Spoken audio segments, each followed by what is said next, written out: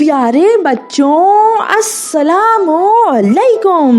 امید کرتی ہوں آپ سب خیریت سے ہوں گے۔ آج جو میں آپ کے لیے کہانی لے کر آئی ہوں وہ ایک سچا واقعہ ہے، جس سے آپ کو پتہ چلے گا کہ ہم بقرعید کیوں مناتے ہیں۔ تو پھر انتظار کس بات کا، چلیں چلتے ہیں کہانی کی طرف۔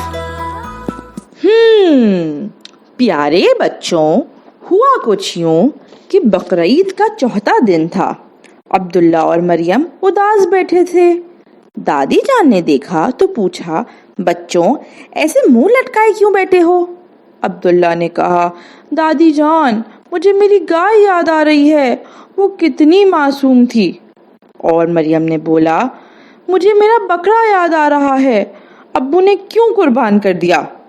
دادی نے کہا، بچوں ایسے نہیں بولتے، اللہ کی راہ میں اپنی پسندیدہ چیز قربان کرنا بہت ثواب کا کام ہے، اس پر ایسے اداس نہیں ہونا چاہیے۔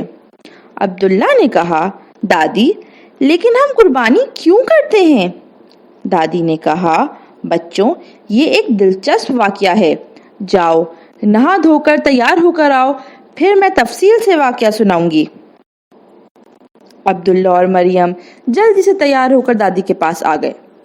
دادی نے کہا، تو بچوں یہ واقعہ اللہ کے پیارے پیغمبر حضرت ابراہیم علیہ السلام اور ان کے فرمانبردار بیٹے حضرت اسماعیل علیہ السلام کا ہے۔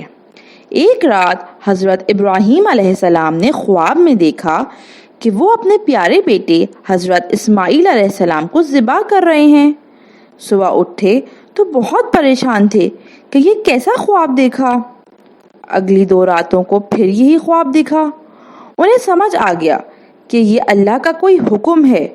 وہ اپنے بیٹے سے بہت محبت کرتے تھے، لیکن اللہ کے حکم کی نافرمانی کا سوچ بھی نہیں سکتے تھے۔ جب انہوں نے اپنے پیارے بیٹے کو یہ خواب سنایا تو انہوں نے فوراً کہا، ابو جان اگر یہ اللہ کا حکم ہے تو آپ ضرور پورا کریں، انشاءاللہ آپ مجھے صبر کرنے والا پائیں گے۔ یہ جواب سن کر حضرت ابراہیم علیہ السلام مطمئن ہو گئے اور بیٹے کو قربان کرنے کا فیصلہ کر لیا۔ اگلے دن بیٹے کو لے کر عرفات کے مقام پہنچے اور جیسے ہی قربان کرنے لگے، آسمان سے آواز آئی کہ اے ابراہیم، تم نے اللہ کا حکم پورا کیا اور اپنے امتحان میں کامیاب ہوئے۔ اسی وقت حضرت جبرائیل علیہ السلام نے حضرت اسماعیل علیہ السلام کی جگہ دمبا رکھ دیا۔ اس طرح اس واقعے کی یاد میں مسلمان ہر سال اللہ کی راہ میں اچھے سے اچھا جانور قربان کرتے ہیں۔ عبداللہ اور مریم حیرانی سے دادی کی باتیں سن رہے تھے۔ عبداللہ نے کہا، دادی جان ہمیں تو یہ واقعہ پتہ ہی نہیں تھا۔ جب اللہ کے پیغمبر اپنے پیارے بیٹے کو خوشی خوشی قربان کرنے کے لیے تیار تھے تو ہم کس بات کے لیے اداس ہوں؟ ہمیں بھی خوش ہونا چاہیے تاکہ اللہ ہم سے بھی راضی ہو۔ دادی نے کہا، شاباش بچوں، مجھے آپ دونوں سے یہی امید تھی۔ دادا جو وہاں بیٹھے قرآن پڑھ رہے تھے آگے سے بولے، بچوں لیکن ایک بات ہمیشہ یاد رکھنا، قربانی صرف اللہ کے لیے کی جاتی ہے، اس میں کوئی دکھاوا نہیں ہونا چاہیے، اور قربانی کا گوشت غریبوں میں ضرور دینا چاہیے۔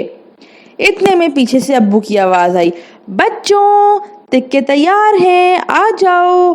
عبداللہ اور مریم بھاگتے ہوئے باہر چلے گئے۔ تو پیارے بچوں، امید کرتی ہوں آپ کو آج کی کہانی پسند آئی ہوگی۔ پھر ملتے ہیں اگلی کہانی کے ساتھ، تب تک کے لیے اللہ حافظ۔ ارے ارے ارے کہاں جا رہے ہیں؟ سبسکرائب تو کر دیجئے اور گھنٹی کا بٹن بھی دبا دیجئے تاکہ جب بھی ہم کوئی کہانی ڈالیں تو آپ کو فوراً پتہ چل جائے۔ چلیں پھر ملتے ہیں ایک دلچسپ کہانی کے ساتھ، تب تک کے لیے اللہ حافظ، اپنا خیال رکھیے گا۔